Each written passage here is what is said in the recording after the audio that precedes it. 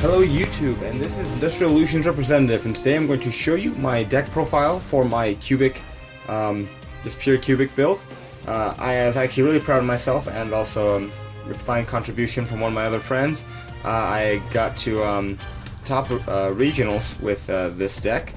I believe it like the numbers were like out of 160-ish people, so I got top 20. Yeah. And we're just going to go right into it, and I'll explain a couple of the scenarios that cards reached. So, first off, we have the MVP of the deck, 3 Crimson Nova, the Dark Cubic Lord. This card is especially pretty much just the, hands down, the best card in the deck.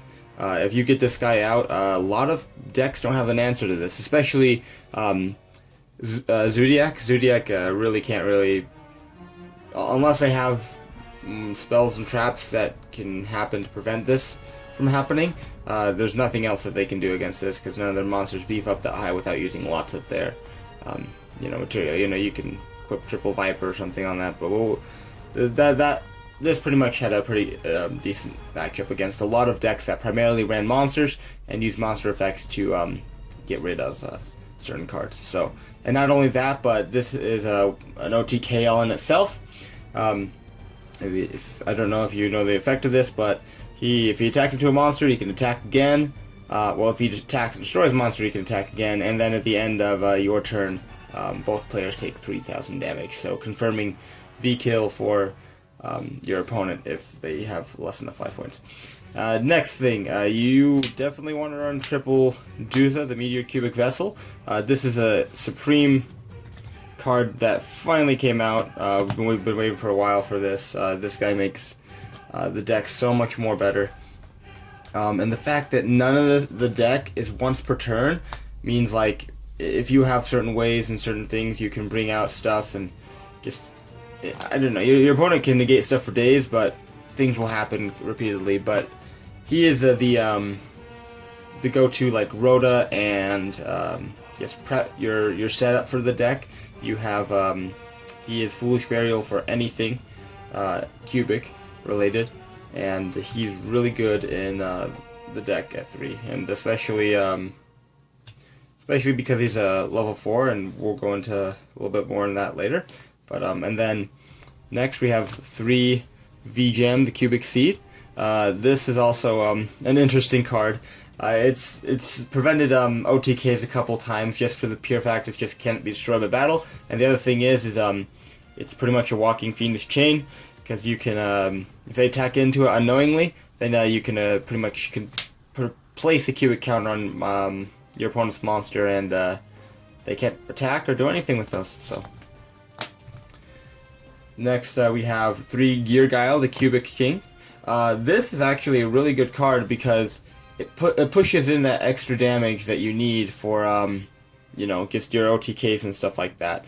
When you special summon from the hand, he inflicts 800 damage to your opponent, and he also can revive these guys from the grave. He's one of the easier ones to get off. I know all the other ones, the ones we have, the first ones I showed you, they're a lot easier to, work around with.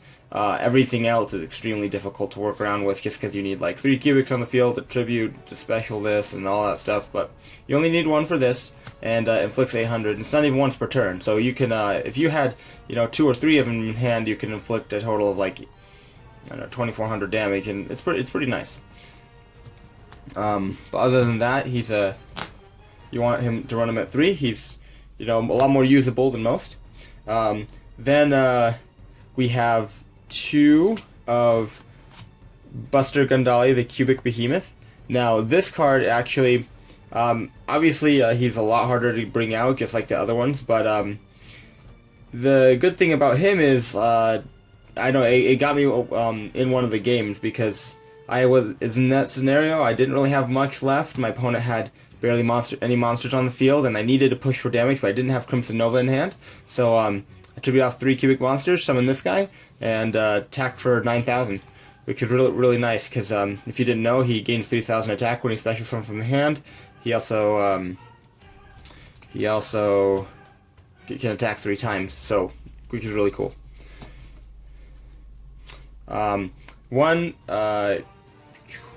Endora Doom Vault, the Cubic Emperor. Sorry, couldn't read that there because of the rarity of this, but yeah, he's again like he's not the best out of all of them. You have to tribute 3 for him, and it's still not as good as pretty much this card, the Behemoth. But he's still okay. But running 1 is just fine because you really just, I don't know, it's a ratio balancing thing. Then we'll have 1 Vulcan Dragini, the Cubic King. Also same thing. It's pretty much primary reason is so if you do get this effect off, you can add him, and then you'll have an extra Cubic card in hand to work with, you know, to bring out Crimson Nova or whatever. So that is the Cubic monster lineup. We still have a couple more monsters. We got the Devil Summoner Monk. Still really good with the just discarding all your spells and stuff like that to bring out Duza. Duza also, you know, in turn, you know, does all the continues your plays, and then opens up a rank 4 engine with the Summoner Monk. And then 2 Max C, drawing this card, or first turn against your opponent has all the. I guess everybody knows how good Max C is, and getting that advantage, especially in this deck, is especially rewarding when you have that many cards in your hand to work with. Now going on to the spells, we have triple Cubic Wave. So with this card, it is a complete blowout. If you have this in Crimson Nova, it's pretty much game. Not only that, but its graveyard effect is a Fiendish Chain Engrave. Banish this and any number of Cubic monsters, target monsters on your opponent's side of the field. Place Cubic counters on them, and whenever I say Cubic counters, it's pretty much Fiendish Chain. So yeah, negates their effects and they cannot attack. But 3 of these, really, really good, because it will double the attack of one of your Cubic monsters and half the attack of one of your opponent's monsters. So this pretty much enables a lot of things to, I guess, enables that OTK play, but alongside the fact that Crimson Nova is already a beefy monster. Now 3 Cubic Karma. This is also another one of the best cards in the deck. This searches practically for any of your Cubic monsters. It does search for any of your Cubic monsters. And also has a pretty interesting effect where you just half your opponent's life points if you get one of your special summons off. So that's a little neat thing, but definitely you could ditch this off a Summoner Monk, banish it, and none of these are once per turn, so if you have 3 engrave, you can add 3 Cubic monsters to your hand. So it's really, really nice, and it also beefs up your Crimson Nova, you know, to 56 if you really wanted to. Because one of the last duels I had, I used this and double Cubic Wave, and pretty much putting my Crimson Nova at 12,000, 1,600. And then one of the best cards I'd say in the deck is just skipping the middleman and going straight for sending that spell trap to grave is Foolish Burial Goods. Now Foolish Burial Goods is extremely good. Yeah, how ironic, but it's extremely good in the deck because you send any of your spells and traps to the grave. And it's just that's pretty much self-explanatory for Cubics. Putting your spells and traps in grave is a must. Triple Twin Twister. Seeing that I didn't see a lot of super back row decks that gets had stuff. That is one downside to this deck is we do get hurt to back row, so you definitely want Twin Twister. And ditching anything, you have no problem in ditching anything in Cubics because you'll get benefit off of that. So Triple Twin Twister is really good, and also blowing up your own Cubic Karma if you really have to, because you know you can pop your own Cubic Karma and then circ with that. So Triple Twin Twister, and then Dark World Dealings. This is actually, well, I do have one more spell after this, but this is the another thing. It can give you some setup, but it's pretty much a probability kind of card. You don't really know what you're going to draw, and at the same time, you know you might not have a way to discard certain stuff. So you have Cubic Karma in hand, but you can't discard it. You activate Dark World Dealings, you draw a certain card. It could be a good card you need. Then you discard Cubic Karma and then go off. So there's that. One reasoning, just because there is a limited amount of monsters that can be special summoned in the deck, and if you do get off the right amount of cards in grave, then regardless of your opponent calling the right number or not and forcing your monster to stay in the graveyard, but if you do get enough cards in grave, you know, Cubics benefit from that. So that's that for the spells, and just 4 traps, 3 of which will be Unification of the Cubic Lords. The first effect of this, I it rarely ever came up. Actually, only but once, which was actually pretty amazing, and that match resulted in a draw. But also, this card is extremely good. This will help you. I guess it's a Supreme Defense. If I guess to explain the second effect is pretty much if a cubic monster is destroyed by battle or leaves the field, you get to remove this card from your graveyard and special summon a cubic monster from your deck, ignoring the summoning conditions, and it cannot be destroyed by battle or card effects as long as that cubic monster is level 4 or lower.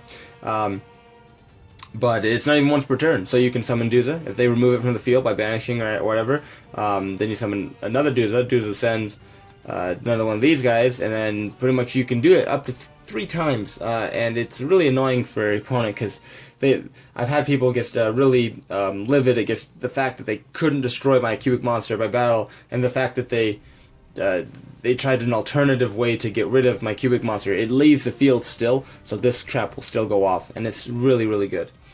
And then the last is Cubic Rebirth. What Cubic Rebirth does is pretty much it forces your opponent to play more cards, which is sort of bad. You know, you don't want to give your opponent card advantage, but it did save me once. It did save me that next game.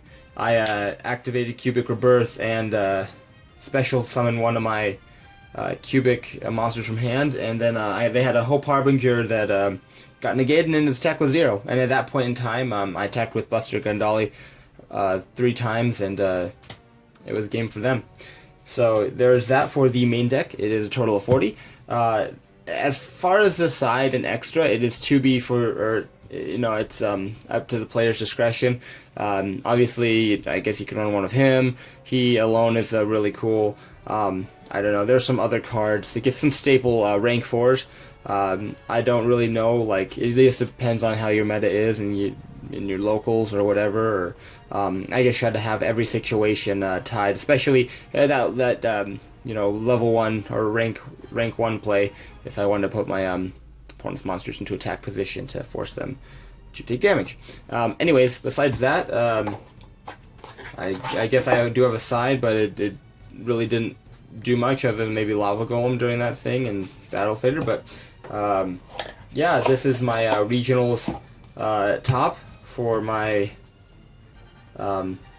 cubic deck profile, and I appreciate any of your guys' comments and stuff on any questions you have with any of my cubic stuff. I really like this deck a lot, and especially after the movie, it's just that much more rewarding to see Aigami or Diva or whatever you like to call him pretty much just win a regionals, because his deck is pretty scary.